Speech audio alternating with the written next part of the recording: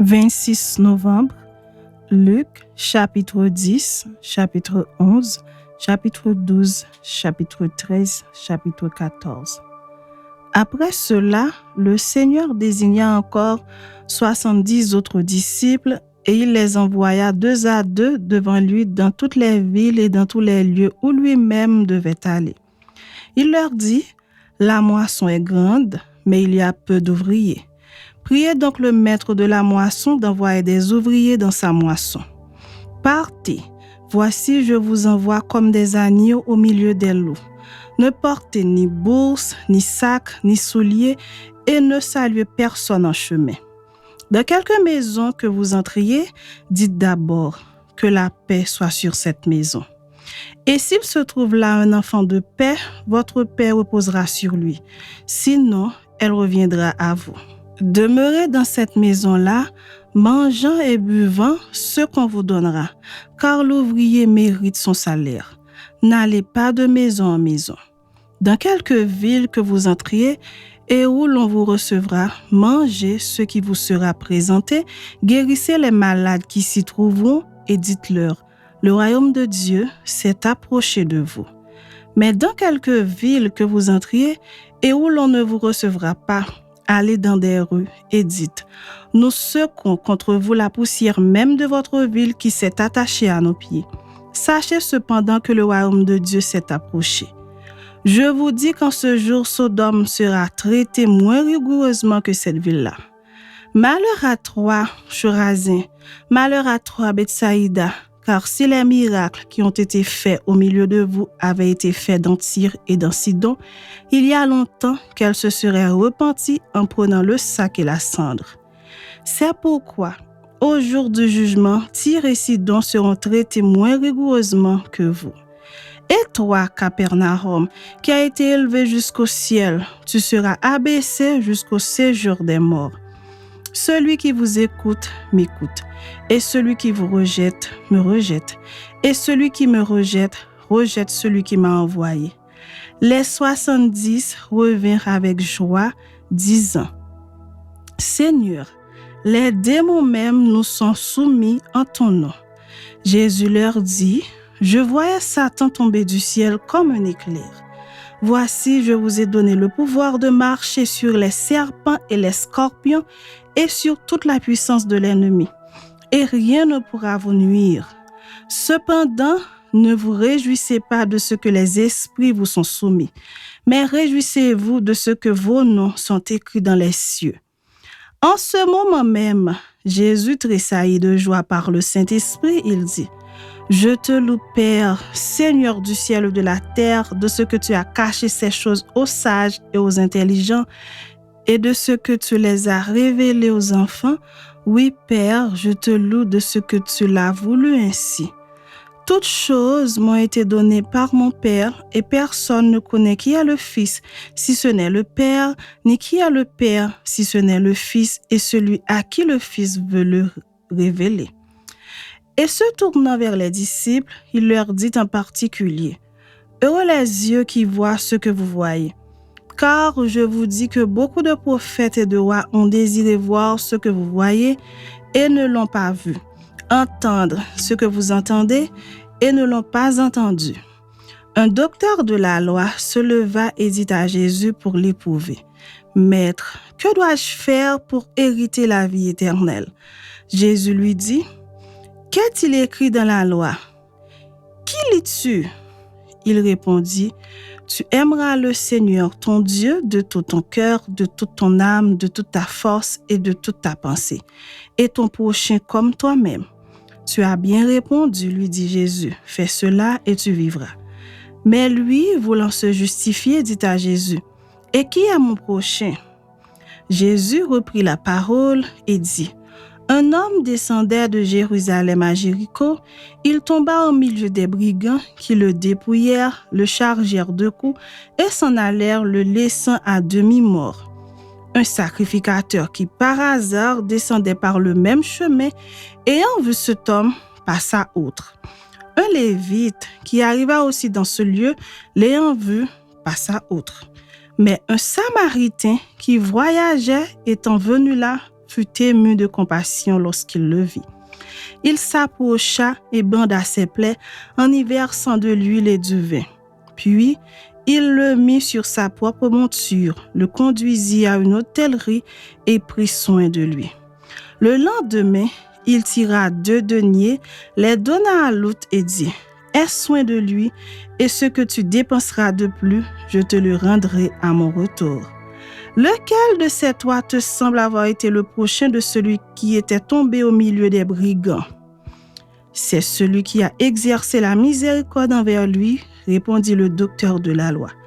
Et Jésus lui dit, va, et toi fais de même.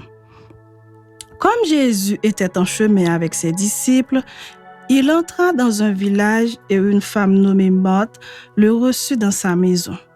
Elle avait une sœur nommée Marie qui, s'étant assise aux pieds du Seigneur, écoutait sa parole.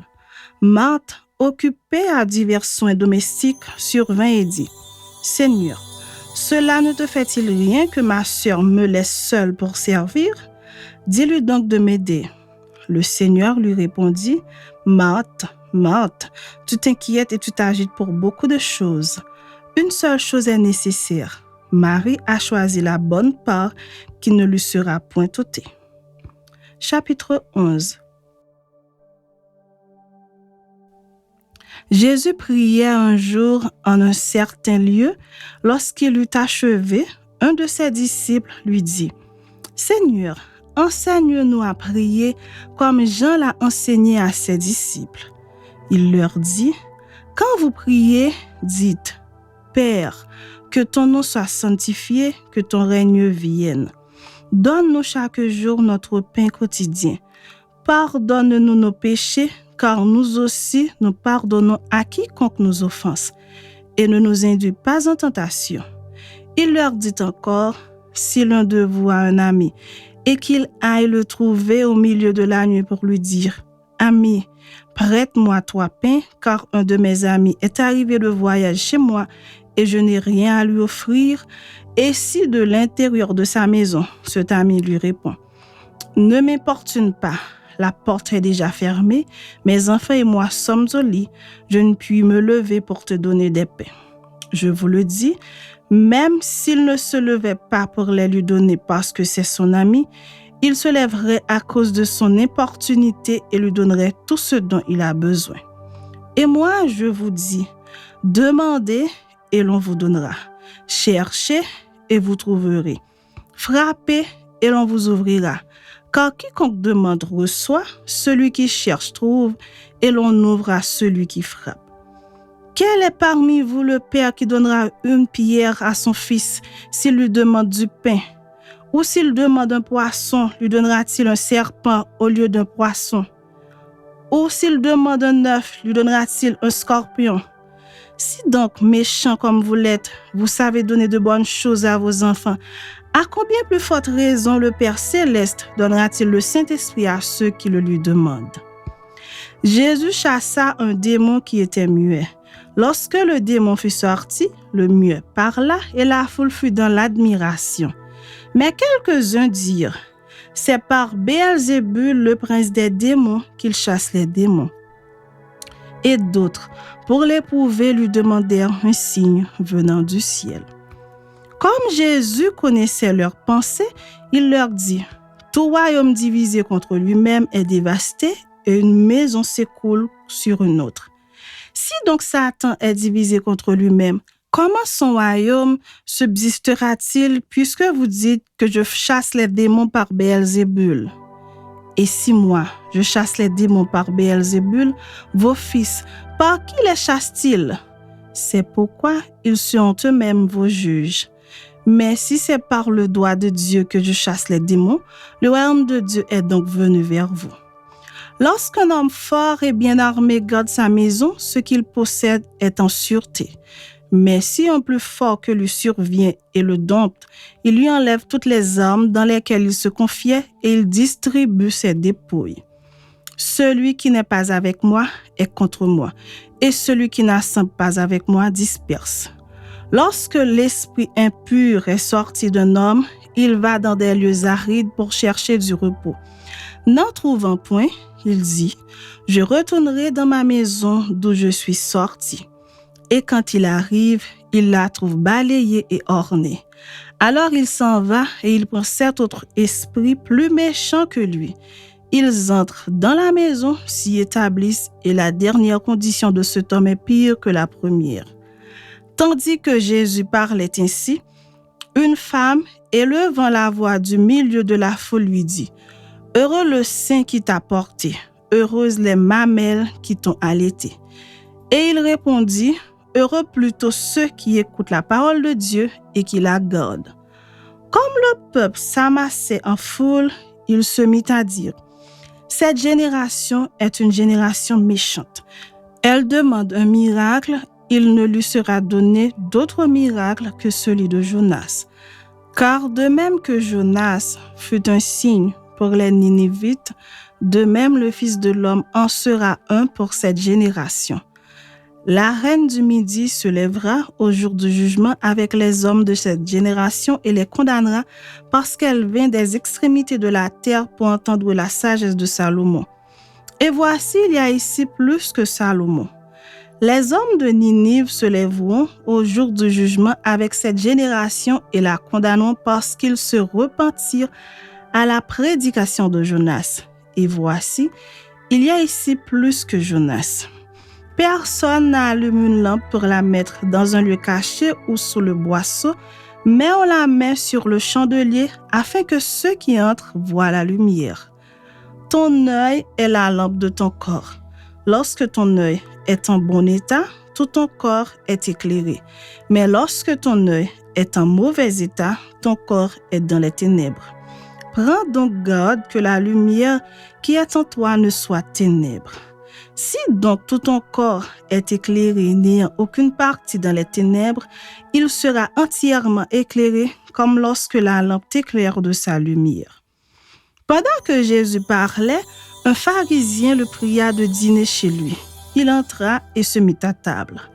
Le pharisien vit avec étonnement qu'il ne s'était pas lavé avant le repas. Mais le Seigneur lui dit, « Vous, pharisiens, vous nettoyez le dehors de la coupe et du plat, et à l'intérieur, vous êtes pleins de rapine et de méchanceté. Insensé, celui qui a fait le dehors, n'a-t-il pas fait aussi le dedans?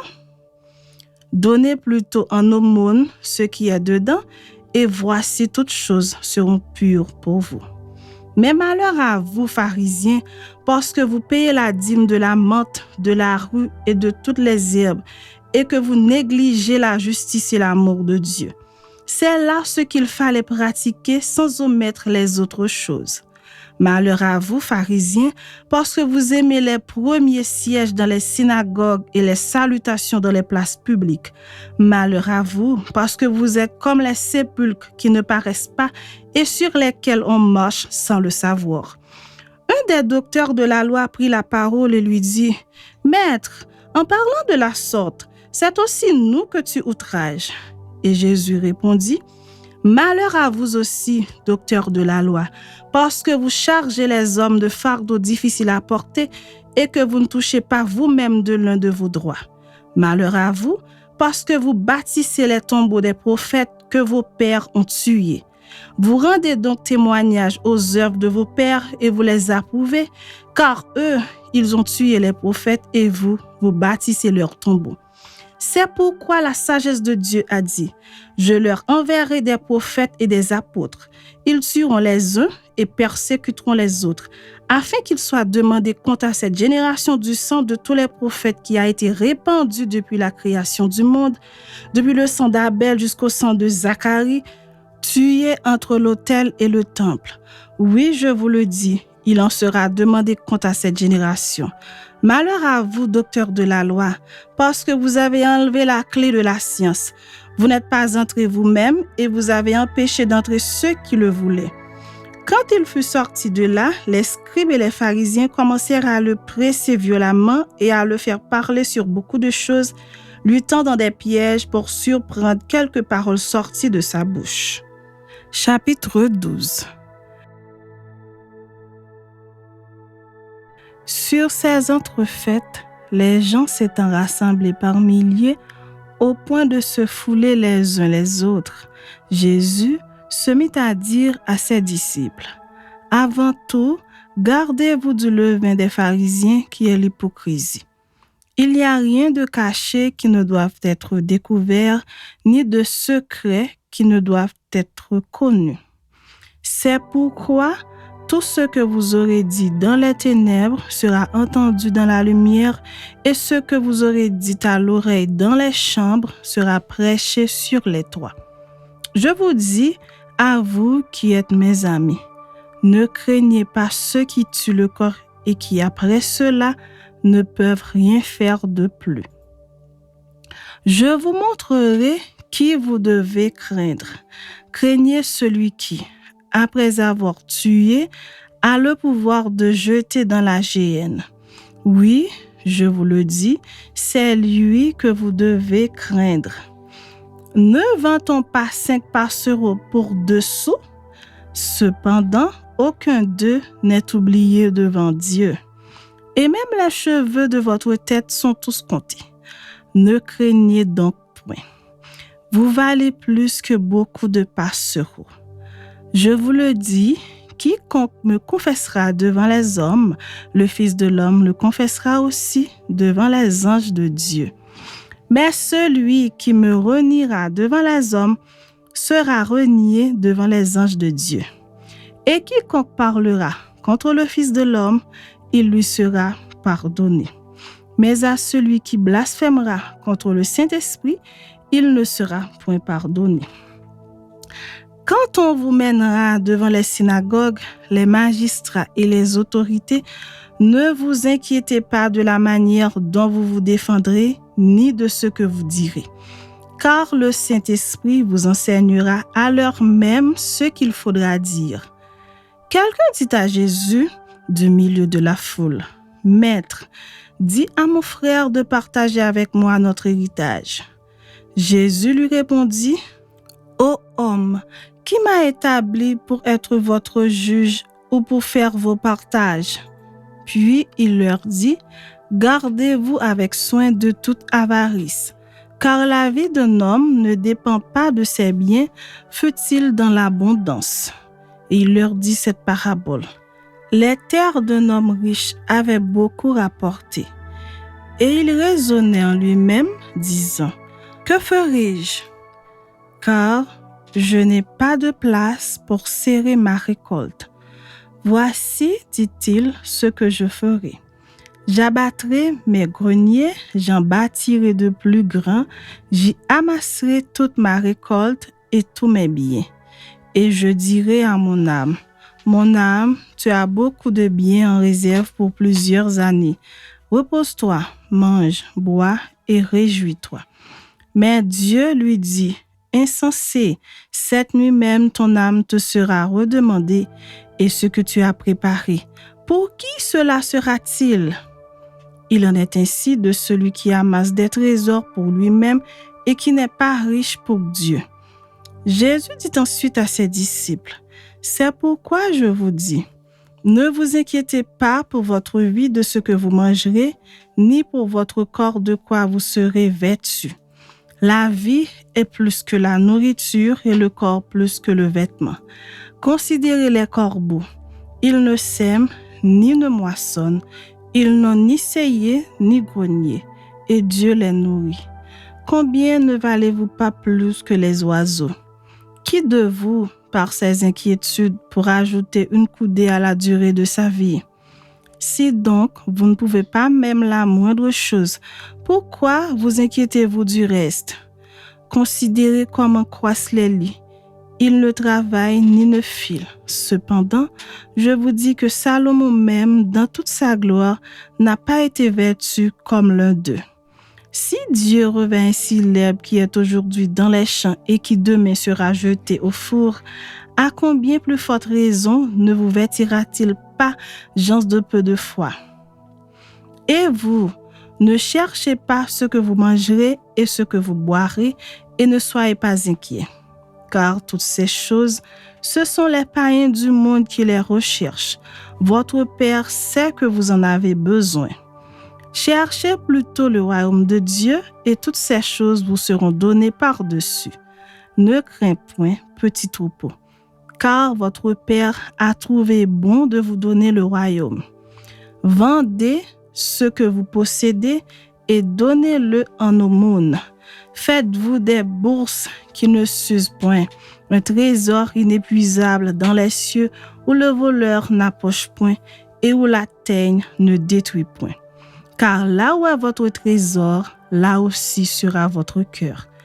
Que vos reins soient sains et vos lampes allumées. Et vous, soyez semblables à des hommes qui attendent que leur maître revienne des noces afin de lui ouvrir dès qu'il arrivera et frappera. Heureux ces serviteurs que le maître, à son arrivée, trouvera veillant. Je vous le dis en vérité, il se scindra, les fera mettre à table et s'approchera pour les servir. Qu'il arrive à la 2e ou à la 3e veille, heureux ces serviteurs s'il les trouve veillants. Sachez-le bien, si le maître de la maison savait à quelle heure le voleur doit venir, il veillerait et ne laisserait pas percer sa maison. Vous aussi, tenez-vous prêts, car le Fils de l'homme viendra à l'heure où vous n'y penserez pas. Pierre lui dit, « Seigneur, est-ce à nous ou à tous que tu adresses cette parabole ?» Et le Seigneur dit, « Quel est donc l'économe fidèle et prudent que le maître établira sur ses gens pour leur donner la nourriture au temps convenable? Heureux ce serviteur que son maître à son arrivée trouvera faisant ainsi. Je vous le dis en vérité, il l'établira sur tous ses biens. Mais si ce serviteur dit en lui-même, « Mon maître tarde à venir », s'il se met à battre les serviteurs et les servantes, à manger, à boire et à s'enivrer, le maître de ce serviteur viendra le jour où il ne s'y attend pas et à l'heure qu'il ne connaît pas, il le mettra en pièces et lui donnera sa part avec les infidèles. Le serviteur qui, ayant connu la volonté de son maître, n'a rien préparé et n'a pas agi selon sa volonté, sera battu d'un grand nombre de coups. Mais celui qui, ne l'ayant pas connu, a fait des choses dignes de châtiment, sera battu de peu de coups. On demandera beaucoup à qui l'on a beaucoup donné et on exigera davantage de celui à qui l'on a beaucoup confié. Je suis venu jeter un feu sur la terre, et qu'ai-je à désirer s'il est déjà allumé? Il est un baptême dont je dois être baptisé, et combien il me tarde qu'il soit accompli. Pensez-vous que je sois venu apporter la paix sur la terre? Non, vous dis-je, mais la division. Car désormais, 5 dans une maison seront divisés, 3 contre 2 et 2 contre 3. Le père contre le fils et le fils contre le père, la mère contre la fille et la fille contre la mère, la belle-mère contre la belle-fille et la belle-fille contre la belle-mère. Il dit encore aux foules, « Quand vous voyez un nuage se lever à l'Occident, vous dites aussitôt, la pluie vient et il arrive ainsi. Et quand vous voyez souffler le vent du midi, vous dites, il fera chaud et cela arrive. Hypocrite, hypocrite, vous savez discerner l'aspect de la terre et du ciel. Comment ne discernez-vous pas ce temps-ci? Et pourquoi ne discernez-vous pas de vous-même ce qui est juste? Lorsque tu vas avec ton adversaire devant le magistrat, tâche en chemin de te dégager de lui, de peur qu'il ne te traîne devant le juge, que le juge ne te livre à l'officier de justice et que celui-ci ne te mette en prison.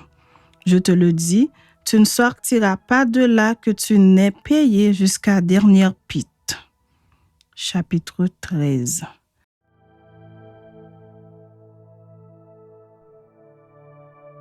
En ce même temps, quelques personnes qui se trouvaient là racontaient à Jésus ce qui était arrivé à des Galiléens dont Pilate avait mêlé le sang avec celui de leur sacrifice.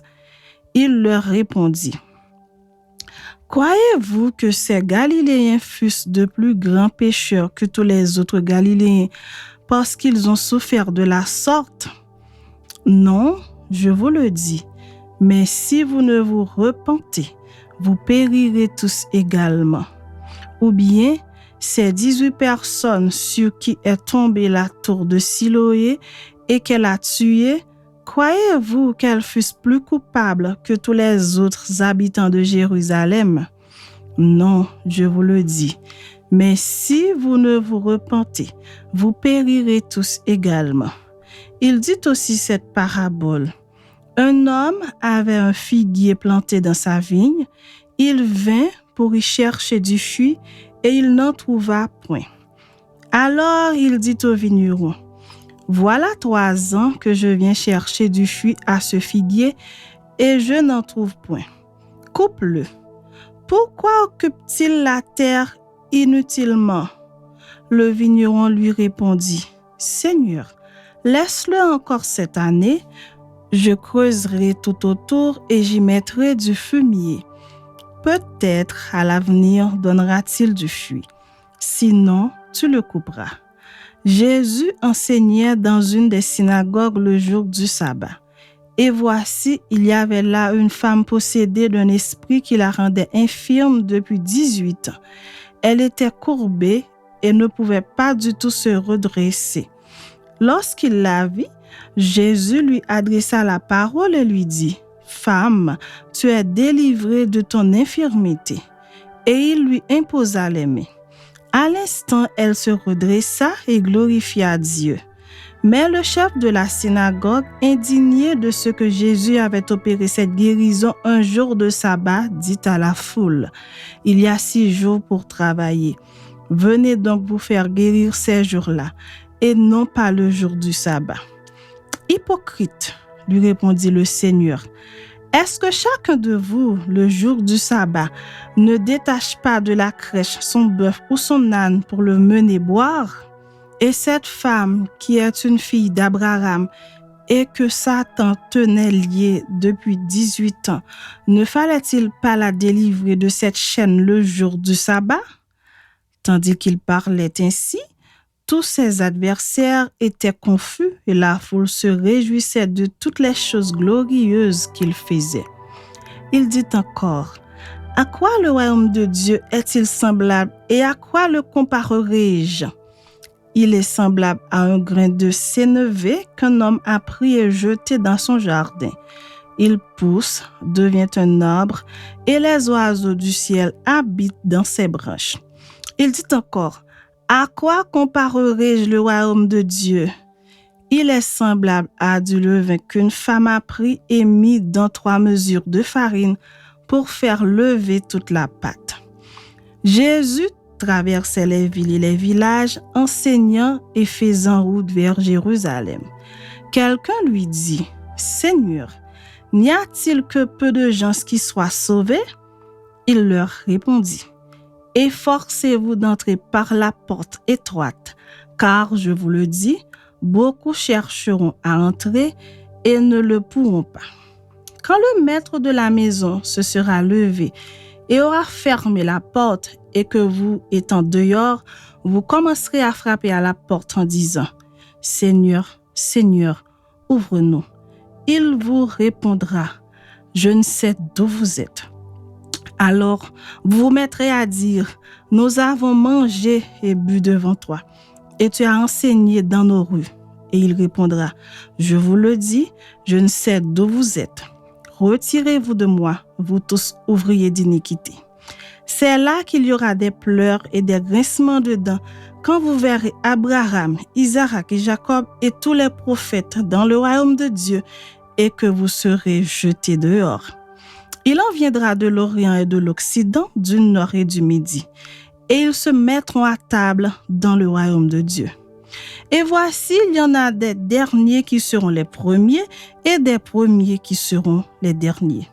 Ce même jour, quelques pharisiens vinrent lui dire, « Va-t'en, pars d'ici, car Hérode veut te tuer. » Il leur répondit, « Allez et dites à ce renard, voici, je chasse les démons et je fais des guérisons aujourd'hui et demain, et le troisième jour, j'aurai fini.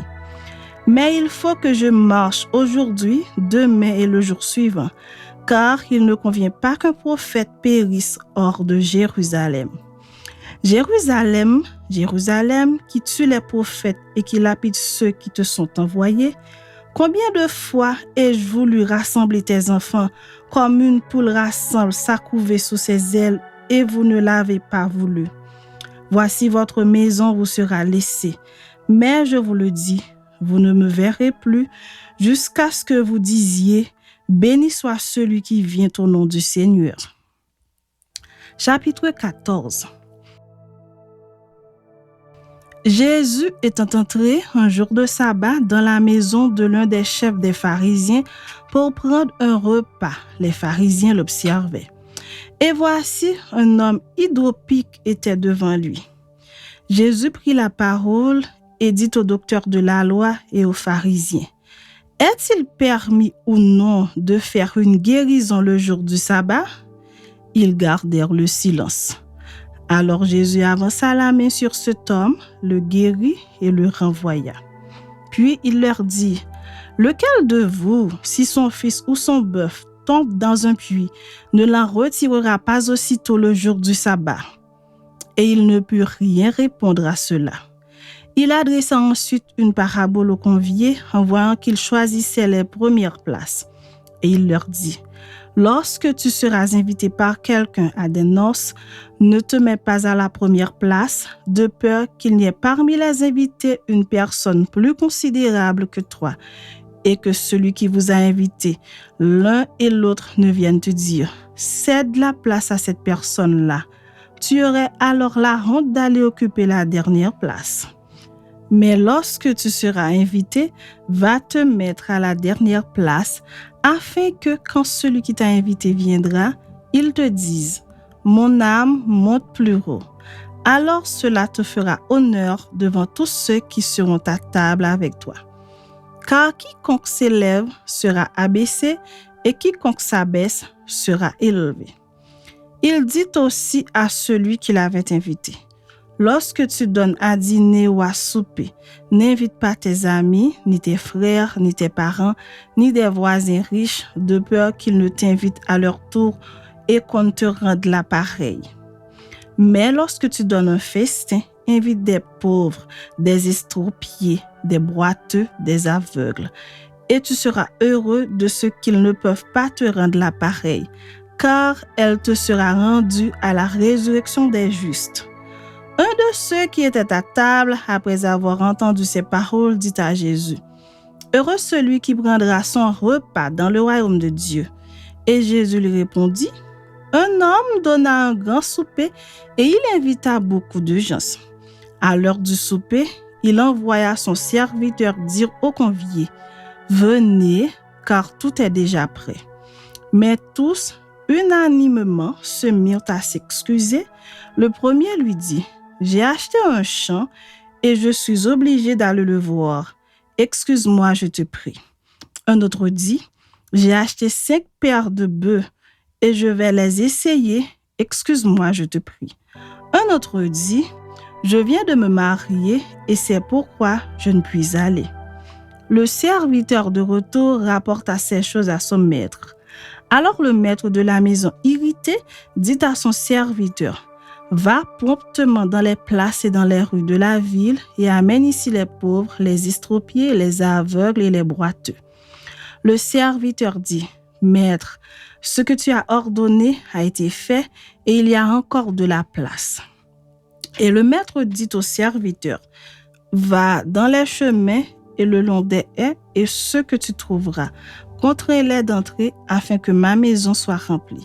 Car je vous le dis, aucun de ces hommes qui avaient été invités ne goûtera de mon souper. » De grandes foules faisaient route avec Jésus. Il se retourna et leur dit, « Si quelqu'un vient à moi, et s'il ne hait pas son père, sa mère, sa femme, ses enfants, ses frères et ses sœurs, et même à sa propre vie, il ne peut être mon disciple. Et quiconque ne porte pas sa croix et ne me suit pas ne peut être mon disciple.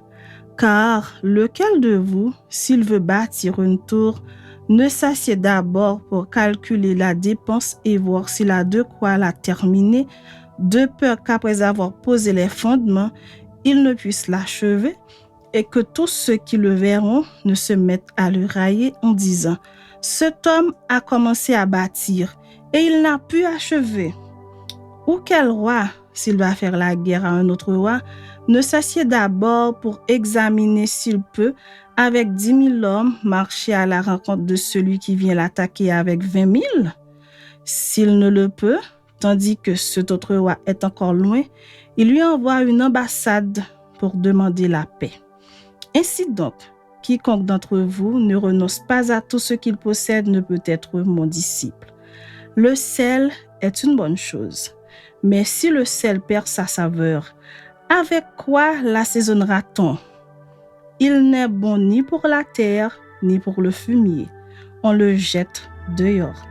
Que celui qui a des oreilles pour entendre, entende.